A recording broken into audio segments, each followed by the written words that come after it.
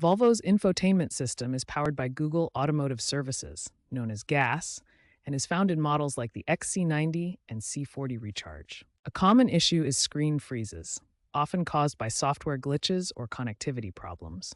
To resolve these, there are two primary reset options, a soft reboot and a factory reset. A soft reboot restarts the system without losing any data, while a factory reset wipes all data and restores the system to its original settings. Understanding when and how to use each option is key to maintaining your infotainment system. A soft reboot is your first line of defense against minor glitches. To perform one, press and hold the power button on the infotainment screen for 5 to 10 seconds until it restarts. For a factory reset, navigate to Settings, System, Reset Options, Factory Reset.